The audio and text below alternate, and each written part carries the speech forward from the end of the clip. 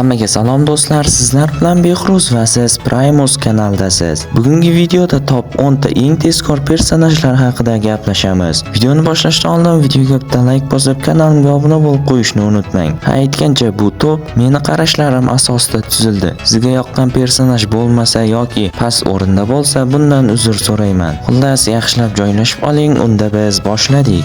10-o'rin Dash Par. Pixarning Super oila multfilmida chiqqan bu bola katta potensialga ega. Dash juda chaqqon hisoblanadi va maktabdagi yugurish musobaqasida o'zini bor tezligi bilan yugurmagan. Eng qiziq tomoni u suv ustida ham yugura oladi. Buning uchun esa katta tezlik kerak bo'ladi. U tovush tezligiga yaqin tezlikda harakatlana oladi. Dashning maksimum tezligi taqriban 343 metr taqsim sekundga teng. Xullas, Dash 10-o'rinda. 9-o'rin Darla. Shazam kuchlarini olgan Darla kichkina, lekin juda chaqqon super qahramon hisoblanadi. Bu filmda ko'plab odamlarni bir zumda qutqarib qoldi. Odamlar orasidan ko'z ilg'amas tezlikda yugurdi. U ham deyarli tovush tezligiga yaqin tezlikda harakatlana oladi va hatto Shazamdan ham ba'zi holatlarda chaqqonroq ko'ringan. Men uni 9-o'ringa loyiq ko'rdim. 8-o'rin Raketa. Raketa yigitlar serialidagi eng tez harakatlanuvchi odamdir. U maxsus V preparati yordamida super tezlikka ega bo'lgan. Serialning birinchi sahnalaridan birida u yugurayotib, Robin ismli qizni shunchaki portlatib yuboradi. Bu sahna uning tezligini aniq ko'rsatib bergan. Raketaning maksimum tezligi taqriban 1000 metr taqsim sekundga teng. 7-o'rin Smop. Men Qasoskorlar Altron davri filmidagi Smopni nazarda tutyapman. Ya'ni Vanda Maksimovning egizak akasi. Qasoskorlar Altron davri filmida u o'qlardan oldin harakat qilib, odamlarni qutqardi. Uning maksimum tezligi taqriban 1029 metr taqsim sekundga teng. Endi 6-o'ringa kelsak, Superman. Superman nafaqat kuchli va parvoz qila oladi, balki juda yuqori tezlikda harakatlana oladi ham. Adolat ligasi filmida u deyarli Flash bilan teng harakatlana oldi. Uning harakat tezligi raketalarni quvib yetish darajasida bo'lib, maksimum tezligi esa taqriban 1700 metr taqsim sekundga teng. Endi esa 5-o'rin. Makkari.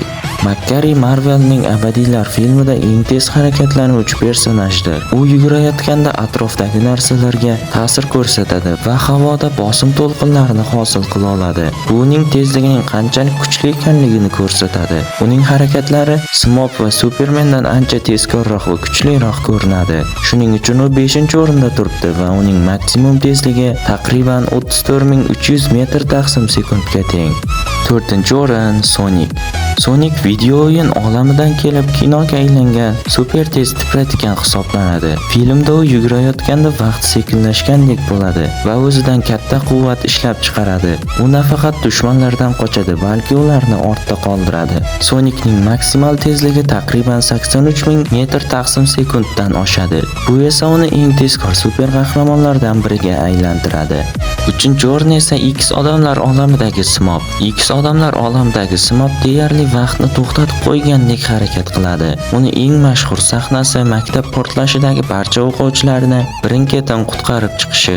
U musiqani tinglab atrofdagilarni asta-sekin qutqaradi. Bu esa uning tezligini yorug'lik tezligiga yaqin ekanligini ko'rsatadi va uning maksimal tezligi taqriban 86944 metr taqsim sekundga teng. 2-o'rin Professor Zoom, ya'ni teskari Flash. Teskari Flash Flashning eng ashaddiy dushmanlaridan biri hisoblanadi. U bor tezligini ishlatsa, yorug'lik tezligidan ham o'tib vaqt bo'ylab sayohat qila olishi mumkin va u vaqtni bo'ysundira oladi. Yana Zoomning reaksiyasi ham anchagina yaxshi. Zoomning maksimum tezligi esa taqriban 3 milliard 600 million metr taqsim sekundga teng. Va nihoyat 1-o'ringa ham keldik. 1-o'rinda tezlikning ramzi hisoblanmish Grant Gustin ijrosidagi Flash. Flash Speed Force kuchiga egalik qiladi va u yorug'lik tezligidan ham tezroq harakatlanib, vaqt bo'ylab sayohat qilishi va hattoki vaqtni to'xtatib qo'yishi ham mumkin. Flash nafaqat tez yuguradi, balki u tez fikrlaydi ham. Ya'ni uning aqliy qobiliyati ham ancha yaxshi rivojlangan. Flash erishgan maksimum tezlik taqriban 3 milliard 611 million metr taqsim sekundga teng. Do'stlar, xullas bugungi video shulardan iborat edi. Agarda videoda xato va kamchiliklar bo'lgan bo'lsa, bundan uzr so'rayman. Video sizga yoqqan bo'lsa, videoga bitta like bosib, kanalimga obuna bo'lib, qo'ng'iroqcha tugmasini bosib qo'yishni unutmang. Keyingi video nima haqida bo'lsin, buni ham albatta kommentariyada yozib qoldiring. Sizlar bilan Behruz bo'ldi. Keyingi videolarda ko'rishguncha